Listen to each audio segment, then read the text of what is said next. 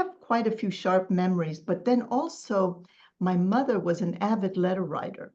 And 2 or 3 times a week, she would write these long, lengthy letters to my grandmother, her mom, back to the US, and some of them would be published in the local Nashville papers. So what I couldn't remember quite vividly, I was able to draw on from her notes, her letters that my grandmother preserved, and I got a hold of. Welcome to Rights for Women, a podcast all about celebrating women's voices and supporting women writers. I'm Pamela Cook, women's fiction author, writing teacher, mentor and podcaster. Before beginning today's chat, I would like to acknowledge and pay my respects to the Dharawal people, the traditional custodians of the land on which this podcast is being recorded, along with the traditional owners of the land throughout Australia. And a quick reminder that there could be strong language and adult concepts discussed in this podcast, so please be aware of this if you have children around. Let's relax on the convo couch and chat to this week's guest. Hi everyone, welcome to another episode of Rights for Women. It is Tuesday, March 5, as I'm recording this. And I have a fabulous interview for you today coming up with Kathryn Abdul-Baki about her memoir, Dancing into the Light. It was an absolute joy to read this fantastic memoir and to speak to Kathryn a few weeks ago. And there is so much in here about the memoir writing process, as well as a really beautiful story about her experience of growing up between two cultures. Her mother was an American and her father was Arab. And when Kathryn was 4, they moved over to the Middle East, and a lot of her childhood memories come from that part of the world. And it's a lovely story about her experience of dance and how that came out of her childhood. And she weaves this beautiful thread of dancing throughout this memoir. Thank you to everybody who has been listening to and supporting the podcast. I've had some great feedback on this year's episodes. Huge shout out to Annie Bucknell, who is my virtual assistant, is doing a fantastic job on the socials. So thank you so much, Annie. And an absolute thank you to all the Patreon supporters. If you'd like to support the podcast for the cost of a cup of coffee per month or less, you can do that by going to rightsforwomen.com and having a look on the Patreon page, and it will take you to the right links there. But thank you so much to all those people who are doing that already. And thank you to everybody who is writing reviews and telling us how much you enjoy the episodes. And of course, that just pushes the podcast up higher in the rankings, just as a book on Amazon goes up higher with more reviews. So thank you for those people who are doing that. And please think about that if you do enjoy an episode, popping a review up onto wherever it is you listen, whatever platform. This week I have, in personal writing news, just very quickly, I finished the edits on Out of the Ashes. So that has now gone off to my publisher at Belinda to be narrated, and it will be available from May 1, I believe, or sometime in May. And I'm very soon starting the writing of the 3rd instalment of that Blackwater Lake series, which will be out later in the year, hopefully on audio. One thing that I always have trouble with, and it doesn't matter how many times I tell myself I'm not going to have trouble with it, is the timeline. I did try and keep track of that using the Plotter app, Plottr, and that went some way towards helping. But I got to Friday afternoon, I'd finished the edit and realised that there could be a little bit of a trouble with the timeline. I just had a brainwave, and this is probably a brainwave that other people have had before me, but hopefully it might be a tip that helps some people out there manage timelines at that editing and revision stage when you really want to double check something. I knew that I had written throughout the manuscript in various places, often at the beginning of a chapter, or maybe not, maybe elsewhere. It had been 6 weeks since the fires, or 3 weeks since she came back, or whatever it was. So I thought I will do a word search on the word weeks. And I have to say that was absolutely a godsend for me. It allowed me to find all the spots in the manuscript where it referred to a certain number of weeks. And it did bring up, or did show me and highlight a little bit of a glitch that I had. I was able to find that and then to tweak that and then to fix it. A little bit of a tip there, never ever underestimate the find/search function.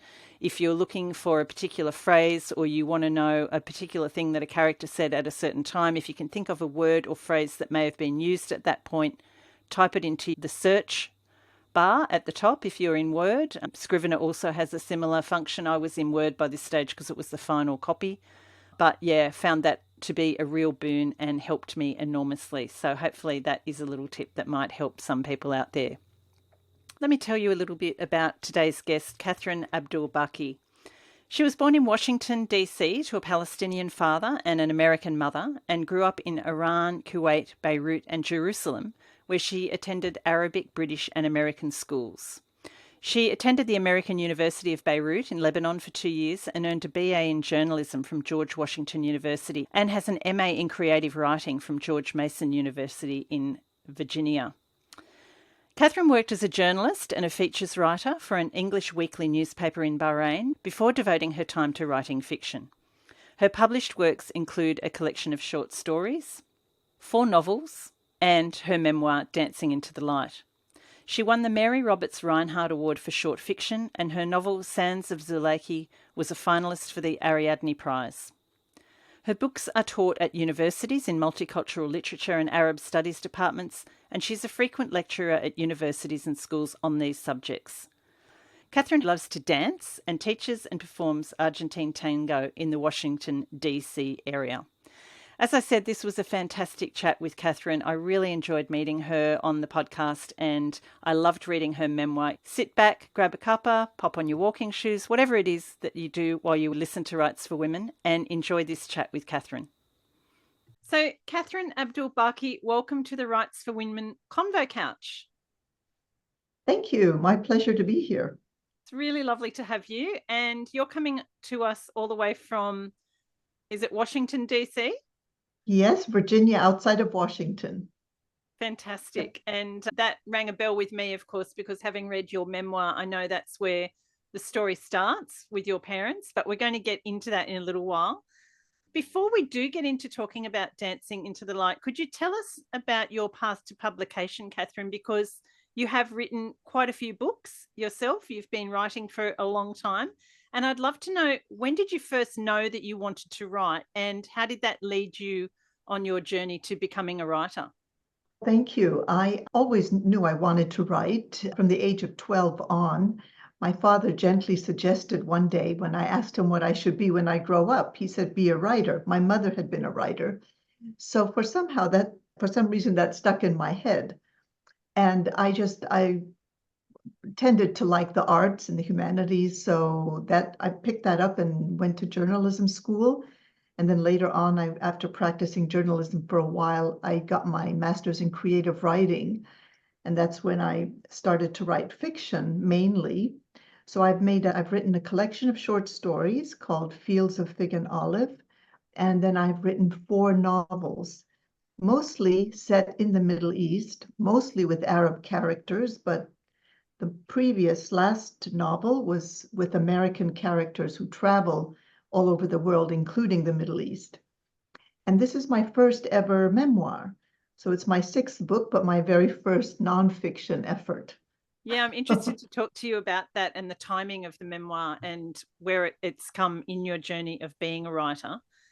And obviously, you've drawn a lot in your writing on your own experiences in growing up in the Middle East and being a child of an American mother and a Middle Eastern father. And of course, that's what the memoir is all about. It's about growing up between 2 cultures. And I also found that it was very much about coming to grips with and exploring grief, which is something that I really want to talk to you about too. But having written for a very long time, written fiction, delved into your own experiences, but in a fictional form, what was it that brought you to the point where you thought, I really want to write a memoir, I want to write about my own life? I came to that very late. When I first published my first book of short stories, I had a lot of early memories in those stories, little stories of people, vignettes.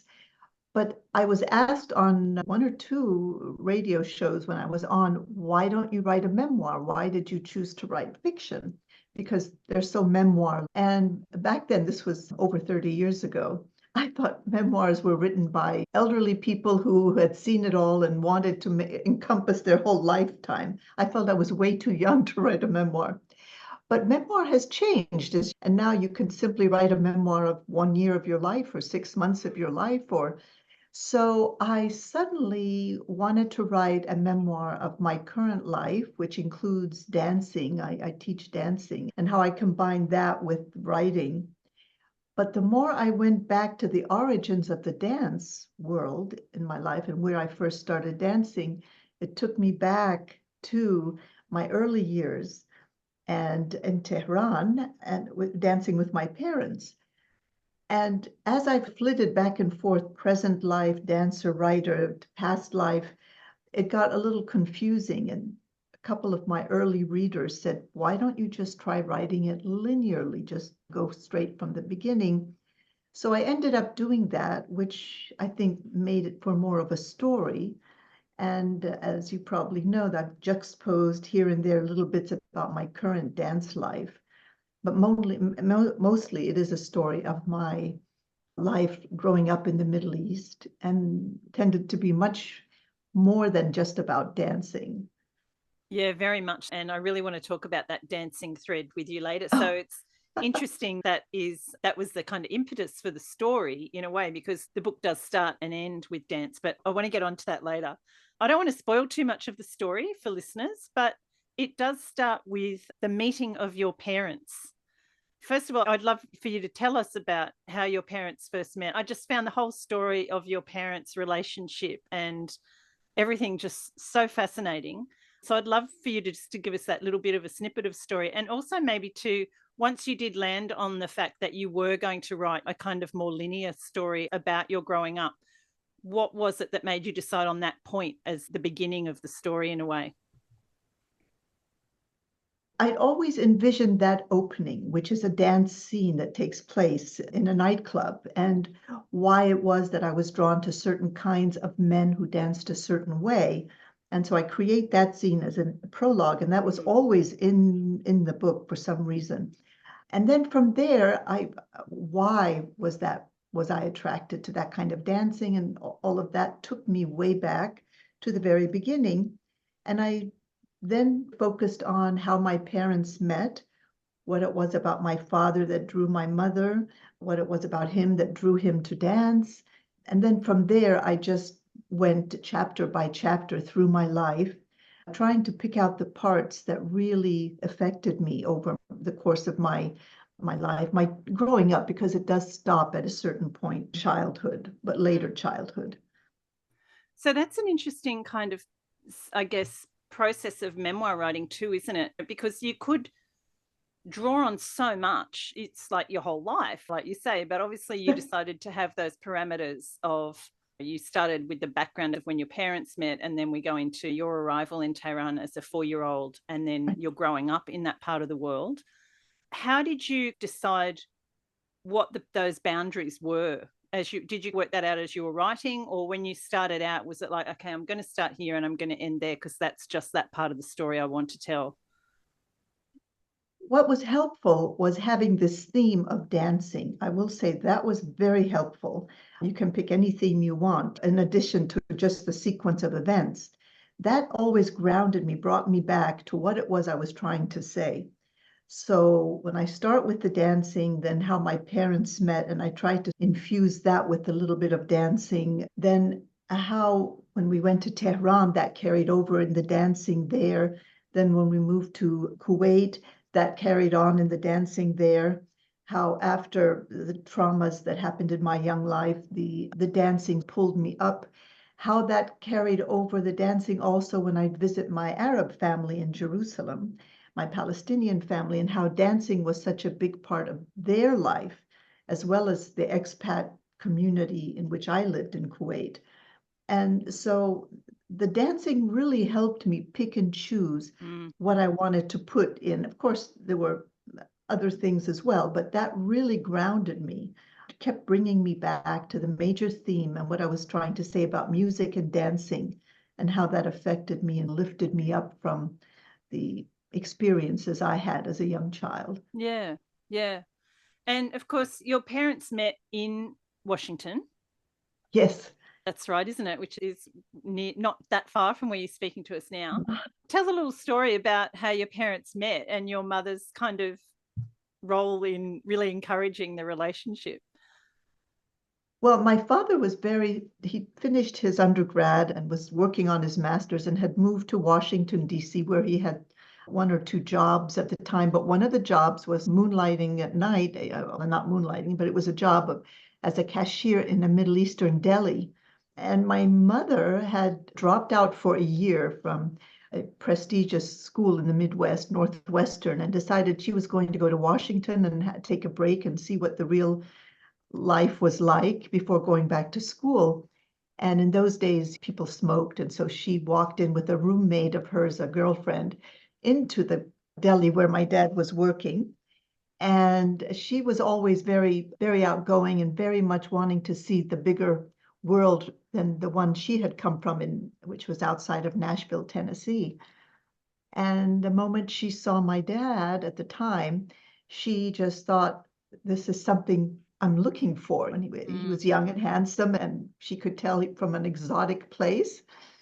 So she pushed a little bit here and there and encouraged him to go out and with her. And my father, being very proper, coming from a Palestinian Muslim family from Jerusalem, the holy city, everything is done in certain ways. He enjoyed being encouraged, and they essentially eloped at one point because she felt that her family was not going to sanction their wedding. So they eloped, and then they told her parents that it was a fait accompli, and everyone had to accept it.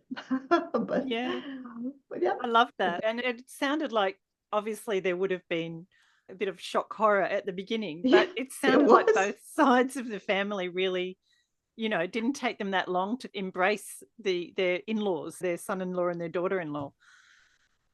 Once they met everybody, once my American grandparents met my father and saw that he was really a very honorable kind of person, and once my grandfather got over the fact that his son was not going to marry a young Arab woman, married a foreign woman, which is every parent's nightmare when they send their children far. Yeah. But once everybody settled down, they really had a very nice gathering. Everyone appreciated everybody else's culture and religion. That's Everyone got something that along. really struck me actually as I was reading the book, Kathryn, was the kind of level of acceptance and embracing of the other culture, particularly for your mother when she went to live in what would have been such a different and quite shocking at times culture. Yes. Of course, having an expat community would help with that, but she really embraced, didn't she, the cultures that she went into.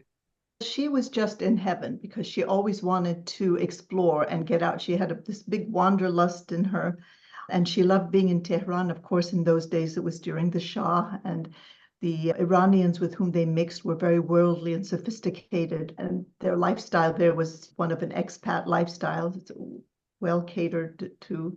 And then when they moved to Kuwait, or when she met my father's family, they were very worldly also from Jerusalem. They'd been exposed to centuries, not those people, but say decades of Yeah. international travelers. And so they were not they were not very, they were not closed-minded at all. So once they settled into the fact that this marriage was indeed happening and it was a good thing, everyone accepted her. And she knew how to just go into a culture, accept it. She never, in those days, it was a lot less, say, rigid than what it is today, interestingly enough, 50, Okay. 60 years ago. People were much more open, and it was during a very peaceful time, let's say, in general. So she had a wonderful time living Mm, there mm. and never, in fact, never wanted to come back. And not, she loved the United States and she loved to come back and visit. But in terms of living, she really loved the warmth and the culture of living overseas. Yeah. Now that definitely comes through in the storytelling. And Yeah. you, of course, were 4 when your family moved to Tehran. How vivid are your memories of that time? Because I imagine there must have been some gaps in your memories. How did you go in terms of writing about that younger period of your life in those early years of living over there? Actually, I have such vivid memories. I was an only child, so that's one thing. I didn't have any distractions around me. So Yeah. a lot of people had asked me, are your memories so sharp? I have quite a few sharp memories, but then also my mother was an avid letter writer. And 2 or 3 times a week, she would write these long, lengthy letters to my grandmother, her mom, back to the US, and some of them would be published in the local Nashville papers because people were interested in what was Fantastic. going on overseas. So what I couldn't remember quite vividly, I was able to draw on from her notes, her letters that my grandmother preserved and I got a hold of. So, but in general, the memories that I relate are generally my memories. I was there for 2 years, from 4 to 6. Yeah. So some of them are hazier than others, but Yeah. yeah, I was able to fill in the gaps with those letters. So fantastic that your grandmother kept those letters too. Like it's such a Oh, yes, valuable family history, isn't it? it is. It really is. Yeah, Yeah. And then from Tehran, you moved to Kuwait. Is that right? we did. Yeah. Yeah, yeah. We moved to Kuwait, where my dad then went to work for an oil company. And in Kuwait at that time, I'm talking 1958, it was literally where we were outside of town, about an hour out of the city. It was simply a desert with a jetty, a pier, and an oil refinery, and houses for expats who were mainly British or American. I think we had one Australian family as well. But so it was really a very different. Now, that was extremely different from being in cosmopolitan Iran, Tehran at the time. So this was something totally different. But we were right on the beach on this. So that was a lovely diversion we had. Yeah, And it sounded amazing. I love the it little was bit where you're flying in with your father and he says, "Oh, there, I've got you a sandbox." And of course, the sandbox was the desert. too much, too big of a sandbox. Yeah. I can still feel the disappointment looking hard to find this little tiny sandbox and finding then it was the whole desert. Yeah. I still feel that Amazing. pang. And I have to say, Yeah. Kathryn, as a horse lover, I live on a property with horses and I ride. Oh, So I oh, really wow. enjoyed your father. I'll let you tell the story of your father's original connection to horses and then how he then got back into that when after you moved. That's wonderful that you enjoy horses. He used to, in the US at one point, he went to the University of in New Mexico and he worked to pay his tuition. He worked on a ranch. And so he might have known how to ride a little bit, but he learned how to ride well there, working with horses and being a cowhand, a cowboy, essentially. So when he went in Tehran, they also belonged to something called the Officers Club, which was for American families of military people. And he, although wasn't with the military, but being expats, they joined that. And they had a weekly ride where a lot of people would just don their riding gear and go out over the beautiful Iranian countryside and ride. And so he did that once a week. And then when they went to Kuwait, he and our next door neighbor, who was from Texas, obviously, decided that the two of them were going to find horses and each of them was going to buy a horse. And they had some Bedouins coming up from further in the desert who were horse breeders, and they brought them two horses. And my father took it up again. And so that was a big part because the desert was totally flat in Kuwait. It was that kind of desert, totally Mm, flat. And we had the beach, so there was plenty of room just to ride, and there was very little other than that to really entertain adults, really. You eventually people built a kind of little sandy golf course, but other than the right. golf and the beach and the horses, that Yeah. was really what expats did. Yeah. So, Did you yeah. continue riding as you grew older? Did you ride in your adult life? I didn't ride my adult life because I think, as I mentioned in the book, I had a pretty severe fall when I was 9. Now I continued to ride after that. But later on, as an adult, I gave that up. It's Yeah. amazing what fear kicks in as Yeah. an adult that you seem to be able to get over when you're younger, but yeah, as an adult, it's not so easy. Also in Kuwait, the terrain was soft, right? So we Yeah, were riding on the beach and riding on the sand. And so it was very different when I moved to other places where, yeah, you know, true. there's a little bit, yeah. Beautiful memories though, isn't it? Like to be able to have Yeah. those memories of, I love horses, and my one of my daughters rode for many years. okay. So I was able to vicariously continue it through her. Yeah. Your father would have loved that too. Yes, he did. We did talk initially a little bit about the memories and your vivid memories and being an only child. And I guess being in such a exotic place and somewhere so different to where you come Mm. from would have really cemented some of those memories in. But as you're writing a memoir like this, how did you go about when there were gaps? Like you had your mother's letters, you had your own memories, and no doubt family Right. stories that you could draw on. How do you, as a memoirist, approach that difficulty of, oh, I really want to write about this, but my memory is a little bit fuzzy? Did you have that experience at all? I did several times, and what you do there, at least what worked for me, because I try not to make up too much, because I do want it to still be a memoir and be based on fact and truth, just for my own satisfaction. Obviously, readers wouldn't know the difference, but for me, I would make up little bits of dialogue. Like I wouldn't have known what the dialogue between my parents were in a Mm, certain situation, but I could see and hear the voices and hear the various words and know their various interactions.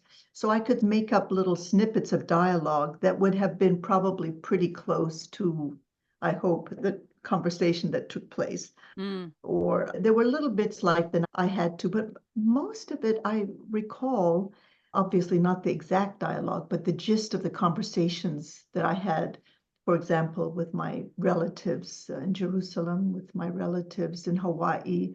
Those are more clearly in my head. But what I couldn't really remember, I think you can have a license to make up as long as it's not too far-fetched and really going to change if you want to stay true yeah. to the memories. And I really didn't want to make up too much. So I you're really really wanted it drawing to on be, some of those fiction techniques, aren't you? In you bringing the dialogue in. Were there other kind of yeah. aspects of fiction writing that you feel that you brought into the writing of the memoir? Well, the dialogue was very important. You're absolutely right, because in the beginning, when I first wrote it down, I didn't have hardly any, not nearly as much dialogue. Mm, So that when I went back on rewrite after rewrite, I decided this could be dialogue because it would make it come to life more. So that's when I had to make up things, but I didn't create this, whatever scenes. The scenes were as I remembered it. I just mm, filled in the dialogue.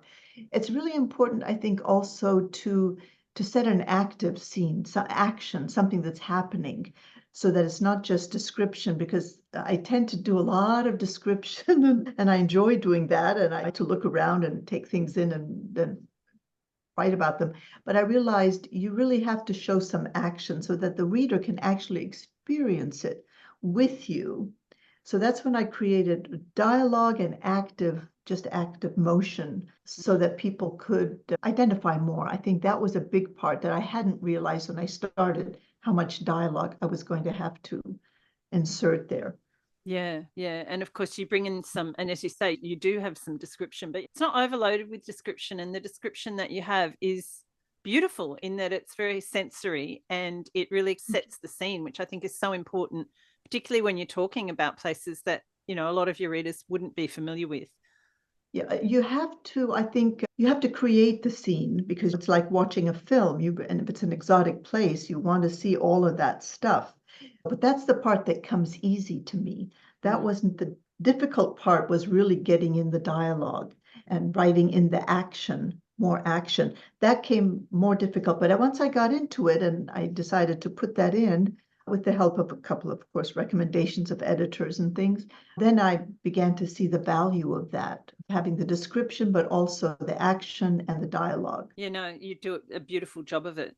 Thank you. Your mother sounded like such a strong, adventurous woman. And as you described her, she wanted to explore the world. She wanted the biggest stage, if you like, than where she grew up. And both before and after her death, you were surrounded also by very strong women. And I think, apart from your mother, the women who you met and grew up with in Tehran and Kuwait and in your time in the Middle East, we have this kind of misconception in a way, don't we, about gender roles, I think, in the West, the gender roles that do exist in Middle Eastern countries. Can you talk a little bit about that and your experience of that and how women definitely do have strong roles in those societies? I was very fortunate that I had some excellent role models, I had a housekeeper lady who became almost a mother figure once my mom died. And she was a village woman from the Mount of Olives. But although she was confined by her role almost as a woman, but still, she really ran the whole house and had her own opinions, told me stories of village life and things that were, for an illiterate woman, she was an amazingly strong person. And so she was a big influence. My aunts, my father's sisters, also each ran their own households. And they took extremely good care of me when I'd go to visit them over the summer. And one aunt in particular came and lived with us for a while after my mom had passed away. And they ran also the house, not only the house, just our lives. I can't imagine having carried on without the kind of love and support that I found from my Arab, the caretaker, and as well as the relatives I had, whether they were my dad's cousins or my uncle's wives or my aunts, his sisters. There was a lot of support, although I was dreadfully lost. The loss was unfathomable of losing my mother, and before that, my young brother. They saved me really. They brought me the support and the love that I needed. But yes, Arab women are very strong.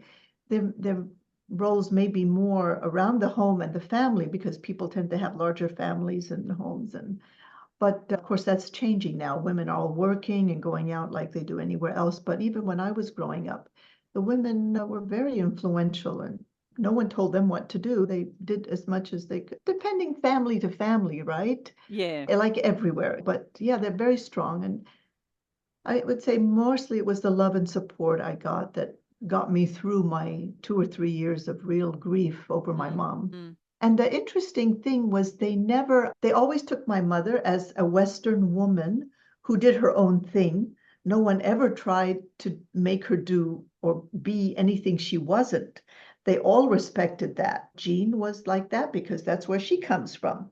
Yeah. And my mother always respected them, but she could see they were strong women, but she never tried to influence them or make them into what they weren't, or it was a total acceptance, I think, of each other, of their different entities, and yet how they all interacted. And it seems like I'm painting a super rosy picture, but I think my mother wasn't very religious, although she came from a very religious area in the United States. She wasn't really dogmatically into anything much, was able to accept many things. And my family coming from Jerusalem, exposed to Islam, Judaism, Christianity for so long, they were able to accept her.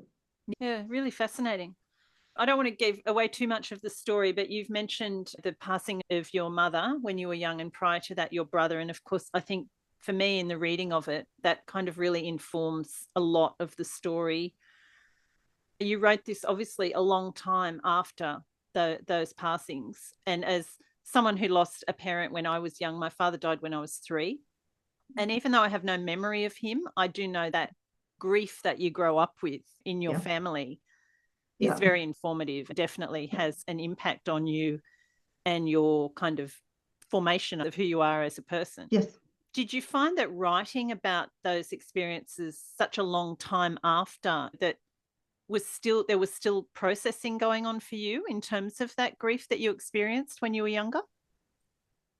That's a really nice question. Even though it was so long after, whenever I'd come to the part in the story of my mother's passing, I would have to leave the work and get up and just go do something else for a few hours or maybe a whole day. And then I'd come back to it. And so that was a way of processing, even though I thought I had processed it years before.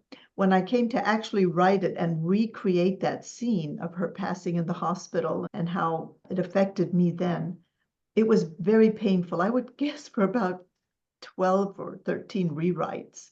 Wow. And then after a while, it becomes almost like someone else's story. Yeah.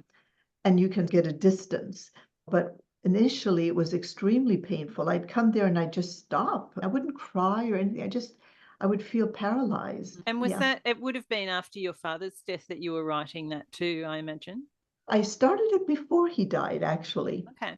I started it before he died, but I hadn't gone but a third of the way through, or even less than that. Something I really regretted later, because all the questions I had that were I would have loved to pick up the phone and call him and ask him, but I realized he was not there anymore, and he was the holder of the family history in many ways.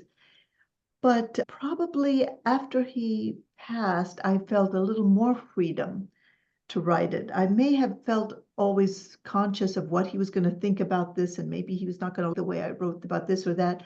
The fact that he had passed when I really got into the writing, it was just during COVID, actually. I think that freed me somewhat.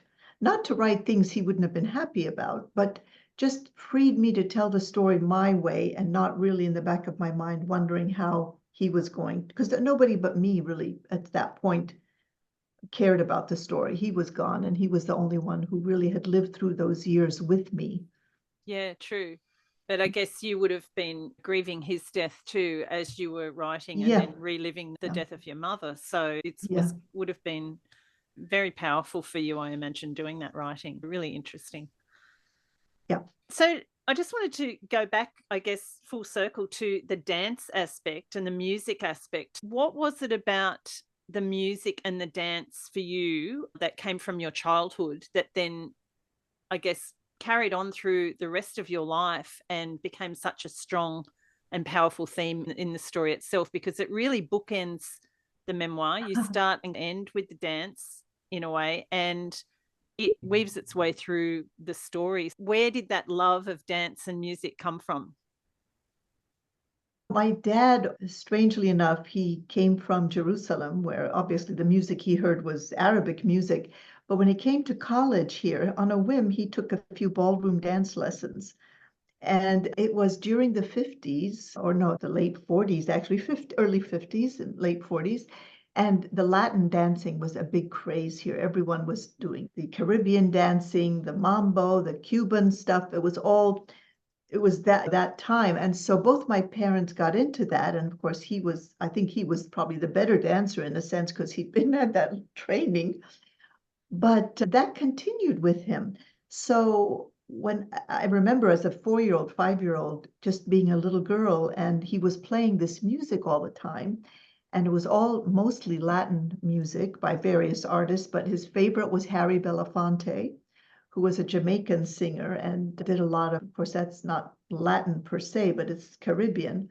And that was his favorite music. And so he would, on weekends, he would put that on, and they would have company and people would dance, and I would dance with them as a little girl. And that continued after Tehran, after Kuwait, that just continued. And as an adult, when raising children and writing books, I just had no time to think of anything else. So I didn't really, I took the odd dance class here and there just for my own enrichment, but I really hadn't gotten back into dance in any significant way. And I decided at some point I've got to get away from the computer and the way the writing is just too confining. I need to get out and do something different. And I started to take a few dance classes here and there.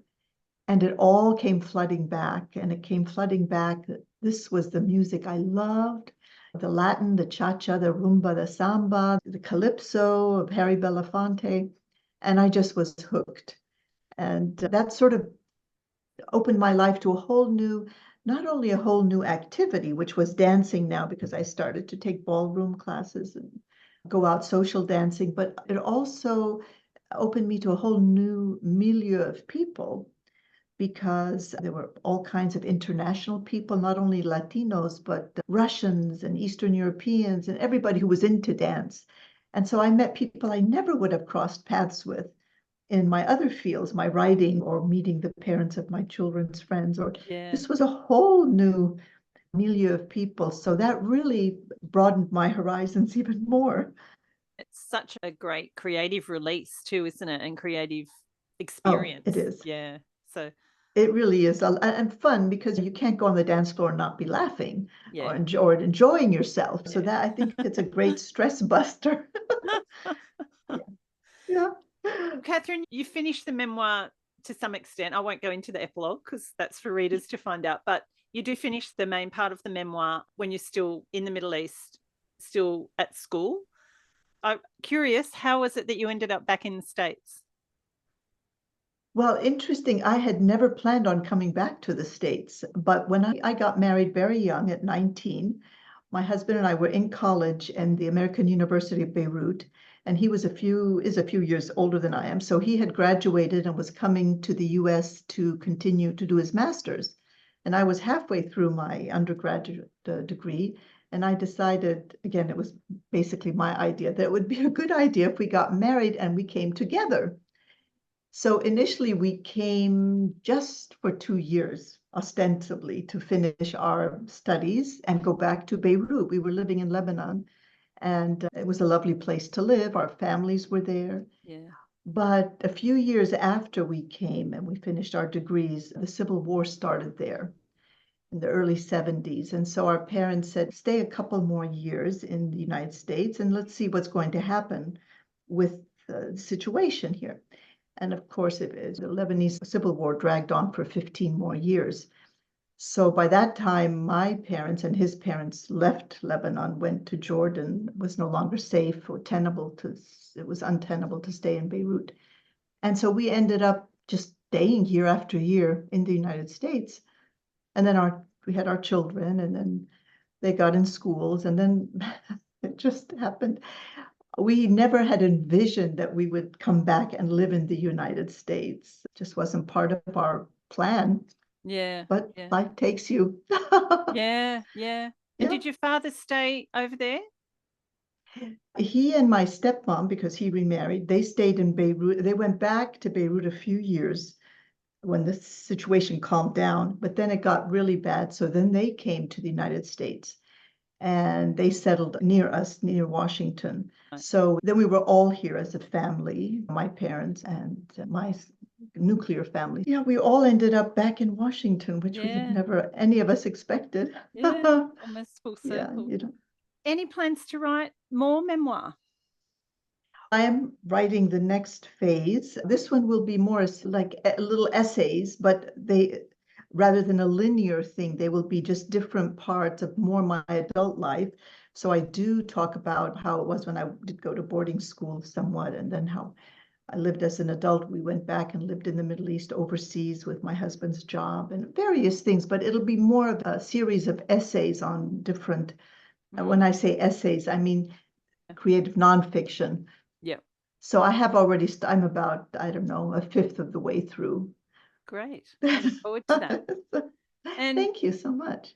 Something I also wanted to ask you, as somebody who spent a lot of all your formative years in that part of the world, I imagine that it would have given you quite a strong understanding in some ways of the conflict, particularly, obviously, it's escalated again now.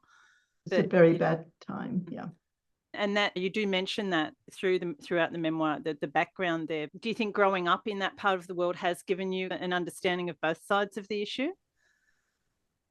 Oh, most definitely. Also because my father's Arab as well, and he's Palestinian. So of course, all that history I was aware of it. It wasn't, my father's family per se was not all that political or in any way, but things happening all around you. And of course, because I spoke Arabic, my mother insisted when I was young that I learn Arabic, and she put me in this little village girls' school. So I learned it quite quickly. I think when you also learn a language well and you are immersed in that culture, you pick it up, you pick up the identity of that culture, right? It's not just you see it from the outside, you really become part of it. And I feel always not torn. No, I'm always very more sympathetic with the Middle Eastern side because that's where the problems are, right? We don't have all that many problems in the United States, but I'm very sympathetic to the plight of people anywhere who, are in need or in unfortunate situations like what's happening in Gaza now. And it's just very sad, very hard, really. Yeah, very hard. It is, and such long historical roots, isn't it? Yes, yeah. Kathryn, it's been so lovely chatting to you. And I have to say, it was such a beautiful memoir to read. And I highly recommend it to all the listeners out there, particularly anybody who is interested in writing memoir, because I think it's a lot of the listeners of the podcast are writers. And I think you do such a beautiful job of turning those life experiences into a really lovely story. It reads just so beautifully.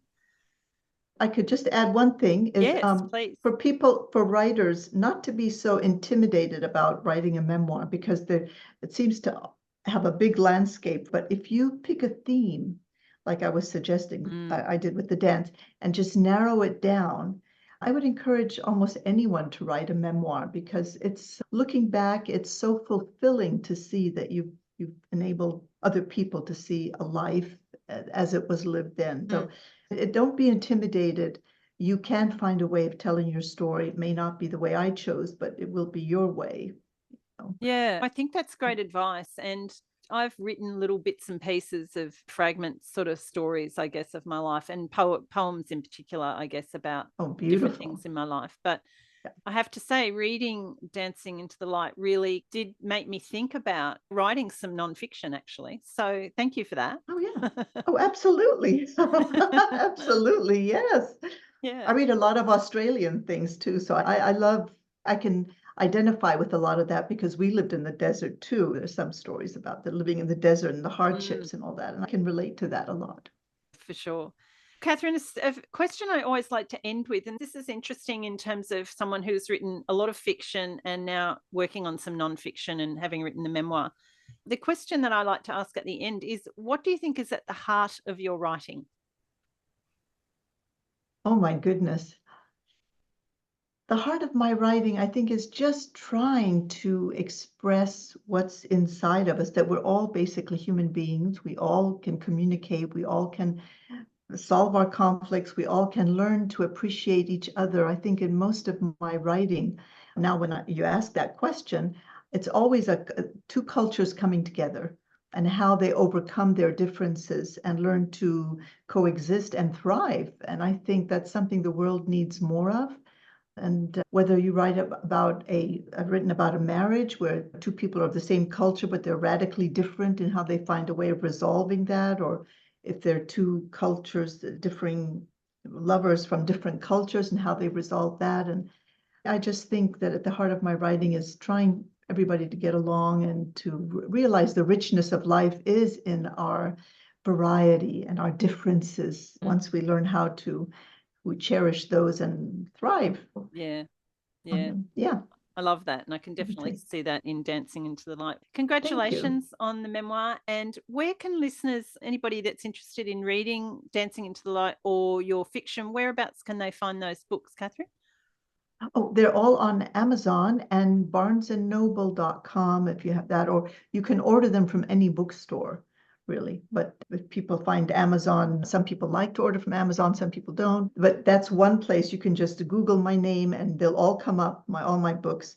Fantastic. And I'll put your website in the show notes too, so people can look you up there. And are you on social media as well, Kathryn, if people want to follow you? Yes, it's Kathryn Abdul-Baki. I'm on social media. I'm on Facebook mainly and Instagram. Yep, great. I'll put that in the show notes as well. Thank you so you. much for this chat. You. It's been absolutely lovely and really enjoyed the book, as I said. And I look forward to reading some of your fiction and your essays when they come out. Thank you. This has been a real extraordinary privilege. Thank you so much.